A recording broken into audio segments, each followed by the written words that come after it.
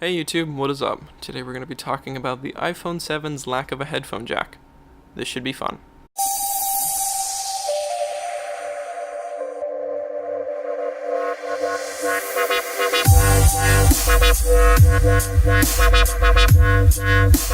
So we all know that Apple has chosen to discontinue the headphone jack from the iPhones. Now a lot of people are saying, oh, this is okay because, they give you the adapter and whatever. But some people may lose the adapter or break the adapter, and I can tell you something about that adapter right now. It's only $10, which is not bad, but if you break it and lose it a lot, then that's going to cost you. And they're not going to be including this adapter forever. They're only including the adapter right now to make people feel comfortable about the fact that there's no more headphone jack, and the headphone jack is still a pretty ubiquitous thing. Because that's what they did with the Mac Mini. The Mac Mini was originally sold as a media PC, and that's actually what I bought my Mac Mini for, is a media PC, because it's actually really good for that. But it used to come with an Apple remote. They have discontinued that. It used to come with a mini DisplayPort to VGA cable. They have also discontinued that. And they're going to do that with the iPhone too. This is not the first time Apple has offered something and then just slowly started taking away when people stopped noticing.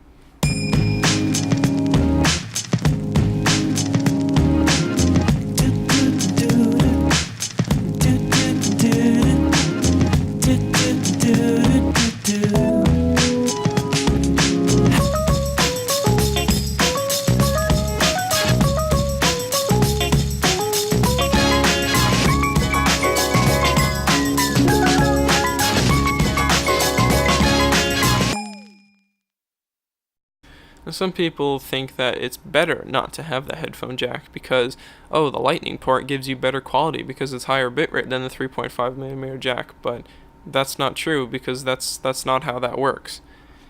In fact, there was this one guy in a comment section of a video I was looking at, and he said, oh, the 3.5mm jack is wrong, and I'm in a school for digital media and blah blah blah. He's just saying all this complete bullshit just to justify the fact that Apple removed the headphone jack. Let's make the logo have a bite taken out of it so we can look like even bigger assholes. But he can't because, first of all, he doesn't even know what he's talking about. Second of all, there's literally no point to removing the headphone jack. None at all. There is no benefit whatsoever. There is nothing that Apple gained from removing it. But let's just pretend for a second that the 3.5mm jack does have a bitrate, and let's pretend that it's lower than that of a lightning cable. If that was true, then yeah, you'd have a high bitrate signal going over the lightning cable, but then you're connecting a 3.5mm jack into it, so boom, you have a bottleneck right there. So even if that was true, it still wouldn't be justifiable because there's a bottleneck. The thing is, speakers are analog, so there will never be a bitrate going to the actual driver of the speaker. A speaker runs on the same analog frequencies that a 3.5mm jack delivers. And in fact, that's how basic amplifiers work. Before they had digital amplifiers, all the amplifier was really doing is using power from a wall socket or from a car battery to amplify the signal coming from the RCAs of the 3.5mm jack. That's all it did, was just boost more power. That's why if you hook up a speaker to a 3.5mm jack, and if you can deliver enough power over the jack, it'll run the speaker.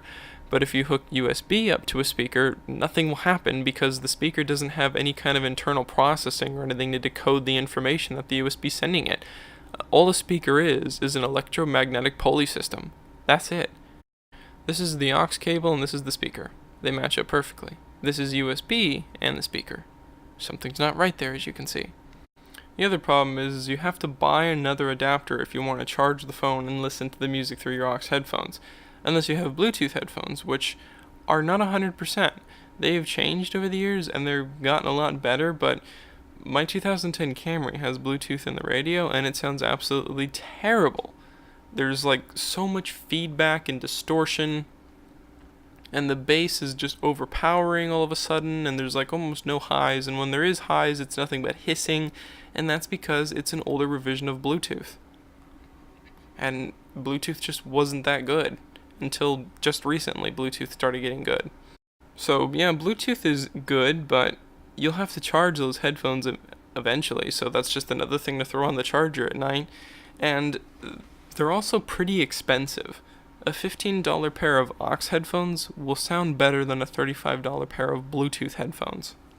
Now, they are also doing Bluetooth earbuds, which are also pretty expensive. Like, I haven't found a pair that's under $100, including Apple's ear tampons. And earbuds aren't even that good. They only sound okay. Like, I don't even think earbuds are worth $10, and they want you to pay over $100 for them now because they're Bluetooth. And since they're Bluetooth, they have to run on batteries, which means they won't last that long because the batteries will eventually just wear out and die.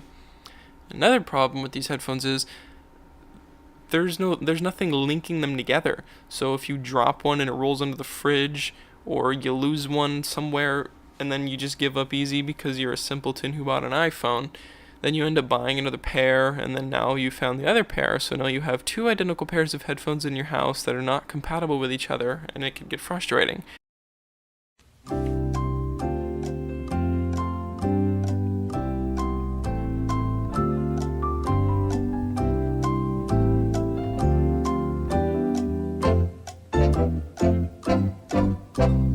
Now you're probably thinking, oh, I'm not stupid, I wouldn't lose the headphones. But then here's another question to ask yourself. Are you the only person in the house with this kind of headphones? Let's say a whole family just bought an iPhone 7s for everybody, for the kids, the parents, and grandma and grandpa. Now they all bought AirPods. All of their AirPods look identical. So they're going to be getting them mixed up with each other unless they mark them with a Sharpie marker or put stickers on them or just do some tacky redneck thing to make them indistinguishable from each other. Well, yeah, I guess you can fix another problem that Apple created. See, you can only temporarily make things wireless until it costs you in the long run. Soon you'll have a drawer full of all of your Apple adapters and chargers for your phone and your MacBook and your Apple Watch and what else? Now, the new iPhone is the most powerful phone in the world, but what are you going to use that power for? Checking Facebook? Playing Flappy Birds? I can do that stuff on my Samsung Galaxy S4, which is way less powerful than the iPhone 7. So, all the iPhone 7's power really is a bragging right, but hey, at least I can brag over the fact that I still have a headphone jack on my phone.